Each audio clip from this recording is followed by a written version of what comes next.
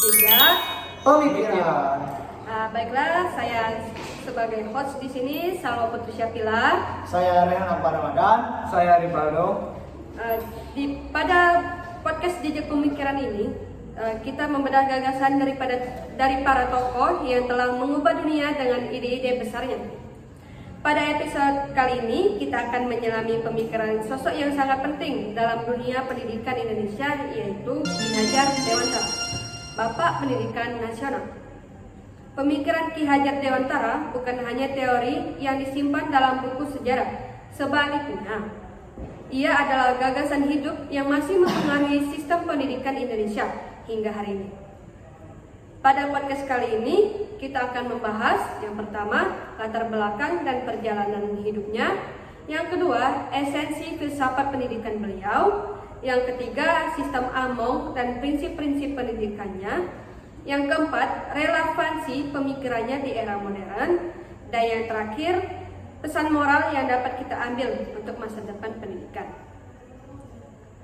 Oke guys, siapkan telinga kalian untuk mendengar pembicaraan dari kami. Mari kita mulai dari siapa sih Ki Hajar Dewantara itu? Oke. Ki Hajar Dewantara lahir pada tanggal 2 Mei 1889 dengan nama panggilan Raden Mas Soehardi Sodadingrat dari lingkungan bangsawan Yogyakarta. Namun yang menarik adalah putusannya melepas gelar kebangsawan ketika dewasa. Ia mengganti namanya menjadi Ki Hajar Dewantara untuk menegaskan bahwa pendidikan harus merata dan tidak memandang status sosial. Pada masa kolonial, pendidikan hanya diperuntukkan bagi kaum bangsawan dan elit. Rakyat biasa hampir tidak memiliki kesempatan untuk belajar. Namun Soehardi muda memiliki kepedulian tinggi terhadap masyarakat. Ketika ia menulis kritik terhadap kebijakan pemerintah kolonial dalam artikel berjudul As Ik een Nederlander Was, atau Seandainya Aku Seorang Belanda, ia dibuang ke Belanda. Di sanalah ia mempelajari lebih banyak tentang pendidikan modern. Ketika kembali ke Indonesia, ia mendirikan perguruan taman siswa pada tahun 1922. Disinilah filsafat pendidikannya diwujudkan, menyediakan pendidikan utama untuk semua, memerdekakan peserta didik, dan menekankan nilai kemanusiaan. Nah, dari apa yang dijelaskan oleh Rehan, kita bisa lebih mengenal lebih dalam siapa sih Ki Hajar Dewantara itu. Nah, baiklah, di sini kita akan masuk ke inti pemikiran beliau yang akan disampaikan oleh Rivaldo. Mari kita masuk ke inti pemikiran beliau. Yang pertama, pendidikan sebagai proses memerdekakan. Menurut Ki Hajar, tujuan pendidikan adalah memerdekakan manusia, bukan menjadikan mereka robot. Mengapa pembelajaran? Memerdekakan berarti membantu anak menjadi manusia yang mandiri, mampu berpikir kritis, mampu menentukan pilihan, mampu bertanggung jawab, serta memiliki budi pekerti. Ia menolak pendidikan yang menakut-nakuti dan menekan, atau yang memandang peserta didik sebagai objek tanpa suara. Pendidikan harus membuat manusia menjadi lebih manusia. Konsep ini sangat relevan di era sekarang ketika kita berbicara tentang student energy, kemampuan siswa untuk memilih, berpendapat, dan berinisiatif. Yang kedua, kodrat alam dan kodrat zaman. Ki Hajar mengembangkan gagasan bahwa pendidikan harus menghargai kodrat alam dan kodrat zaman. Kodrat alam berkaitan dengan keunikan anak, lingkungan, budaya, dan kondisi sosialnya. Pendidikan tidak boleh seragam untuk semua karena setiap anak memiliki tempo, minat, dan karakter yang berbeda. Kodrat zaman memiliki pendidikan agar relevan. Pendidikan tidak boleh ketinggalan dari perkembangan teknologi, keaktivitas, dan tuntutan zaman. Jika kita melihat pendidikan modern hari ini yang berbicara tentang contextual learning, project based learning, dan pembelajaran yang berbasis kehidupan sehari-hari. Semuanya sudah dipikirkan oleh Ki Hajar sejak hampir 1 abad lalu. Dan yang terakhir, pendidikan sebagai upaya kebudayaan. Al-unik lain dari Ki Hajar Dewantara adalah pandangannya bahwa pendidikan tidak dapat dipisahkan dari kebudayaan. Baginya pendidikan tidak hanya transmisi pengetahuan, tetapi proses pembentukan kebudayaan, karakter, norma, etika, dan semangat kebangsaan. Maka dari itu, teman siswa bukan sekedar sekolah, tetapi tempat untuk membangun manusia Indonesia yang merdeka lahir batin. Baiklah, itulah inti dari pemikiran Ki Hajar Dewantara.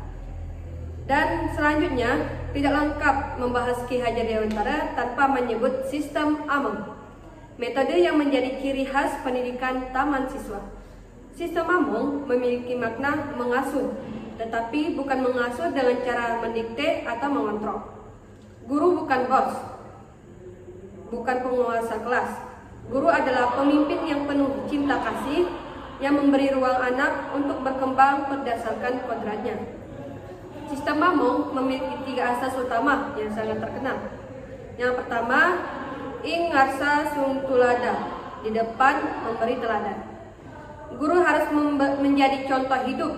Nilai integritas, kedisiplinan, dan karakter tidak diajarkan hanya dengan ceramah, tetapi dengan tindakan nyata.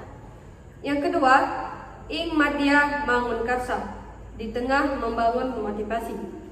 Guru berada di tengah peserta didik untuk membangun semangat dan kreativitas mereka. Bukan sekedar mengajar, tetapi memancing rasa ingin tahu, membangun semangat untuk maju. Dan yang ketiga, ada tuturi handayani, di belakang memberi dorongan. Ini adalah asas paling populer hingga sekarang. Ketika peserta didik sudah mulai mandiri, guru mundur ke belakang sambil tetap memberi dukungan dan kepercayaan. Konsep ini sangat mirip dengan paradigma pendidikan modern. Guru sebagai fasilitator, bukan pusat pengetahuan. Baiklah, di sini saya ingin mengetahui mengapa sih pemikiran Ki Hajar Dewantara tetap relevan bahkan 100 tahun setelah ia mencetuskannya. Oke, saya akan menjelaskan beberapa pemikiran Ki Hajar Dewantara tentang di era modern. Yang pertama, dunia digital membutuhkan manusia merdeka.